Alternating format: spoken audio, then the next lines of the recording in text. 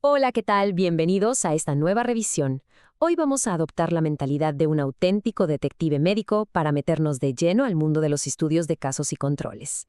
Ya saben, cuando surge una enfermedad extraña y el tiempo nos pisa los talones, no siempre podemos sentarnos a observar a una población durante años para ver qué pasa. A veces la respuesta nos exige ir directo a la escena del crimen epidemiológico, buscar las pistas y viajar directo hacia el pasado. Para lograr esto, aquí tenemos nuestra hoja de ruta. Vamos a revisar rapidísimo el diseño retrospectivo, qué onda con los casos y controles, el gran reto de elegir al control perfecto, un poco de matemáticas con la famosa razón de momios, cómo evitar que los sesgos nos metan gol y, claro, cómo aplicar todo esto en la vida real en nuestro día a día clínico. Bueno, arranquemos con la primera parte, el diseño retrospectivo. Literalmente, el arte de trabajar en reversa.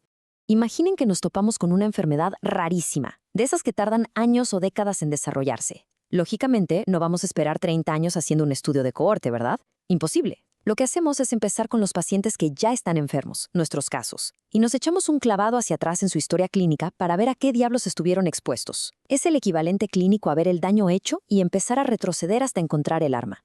Ahora, pasemos a conocer un poco mejor a los protagonistas de esta historia, los casos, los controles y qué características los hacen tan especiales. Aquí nos enfrentamos a un clásico estira y afloja. Por un lado, estos estudios son una maravilla médica. Son rápidos, son bastante económicos y nos permiten evaluar un montón de factores de riesgo al mismo tiempo.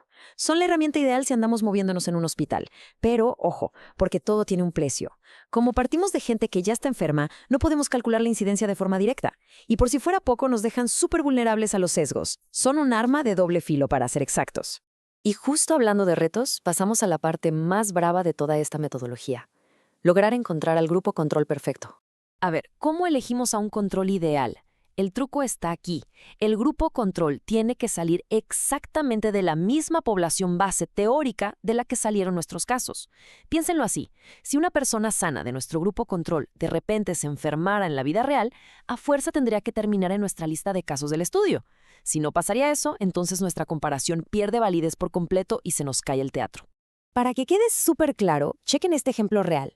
Unos investigadores del INER, el Instituto Nacional de Enfermedades Respiratorias, querían estudiar el riesgo de EPOC en mujeres.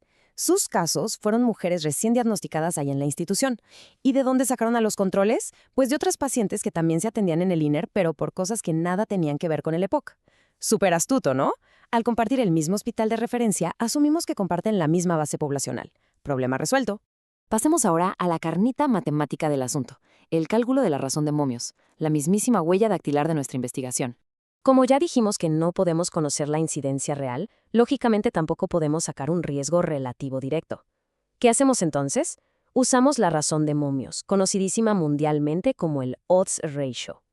Y todo esto se cocina en una clásica tabla de 2 por 2. Básicamente comparamos el momio, o la probabilidad de exposición que tuvieron los casos, frente a esa misma probabilidad de exposición en el grupo de los controles. Y la verdad es que la fórmula matemática no pareada es una belleza por lo sencilla que es. Hacemos una multiplicación de productos cruzados. Simplemente multiplicamos la casilla A por la B y luego dividimos ese resultado entre la multiplicación de B por C. Así de fácil. Con esta pequeña operación estimamos con muchísima precisión qué tan fuerte es nuestra asociación. Ahora, para cualquiera revisando literatura médica, dominar esta interpretación es clave. Si el odds ratio nos da exactamente 1, significa que no hay asociación. 0. Nada. Si nos da más de 1, ojo ahí, se encienden las alarmas porque estamos ante un factor de riesgo. Y si nos da por debajo de 1, entonces nos señala un posible factor protector. Literalmente es nuestra forma de leer el peligro directamente del papel. Pero bueno, todo esto suena increíble hasta que la realidad nos golpea. Vamos a ver cómo defender la escena del crimen y prevenir los sesgos epidemiológicos. Nuestro primer gran enemigo es el sesgo de selección. Para defendernos, la regla de oro es usar casos incidentes, es decir, pacientes que acaban de ser diagnosticados en lugar de pacientes prevalentes que llevan ya varios años con la enfermedad. ¿Por qué? Porque si usamos a los de muchos años, quizás su exposición ya cambió, tal vez la enfermedad los obligó a cambiar de estilo de vida, o, sorprendentemente, quizá estamos estudiando una variante genética que los hizo sobrevivir más tiempo. A esto le llamamos sesgo de supervivencia, y usando casos nuevecitos nos salvamos de él. Y luego está la ineludible naturaleza humana, el sesgo de memoria.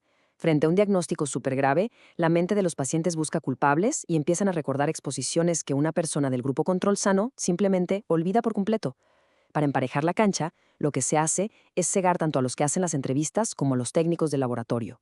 Si no saben quién está enfermo y quién no, y además usamos cuestionarios estandarizados e igualitos para todos, evitamos que la memoria nos juegue chueco. Ya para ir cerrando, ¿cómo se traduce todo este rollo teórico a nuestra práctica clínica cotidiana? Como bien dice la literatura, el odds ratio es una medida tremendamente útil por sí misma. Y dominar todos estos detalles es lo que realmente nos empodera a la hora de evaluar críticamente la evidencia médica. No se trata nada más de leer las conclusiones de un artículo y creerlas a ciegas. Se trata de ver el número, saber exactamente de qué tablita salió y ser capaces de cuestionar si realmente hicieron bien la chamba al escoger esos casos y a sus controles desde el día 1. A fin de cuentas, entender el diseño de los estudios no es un mero requisito para pasar la materia, es nuestra brújula indispensable en el mundo real.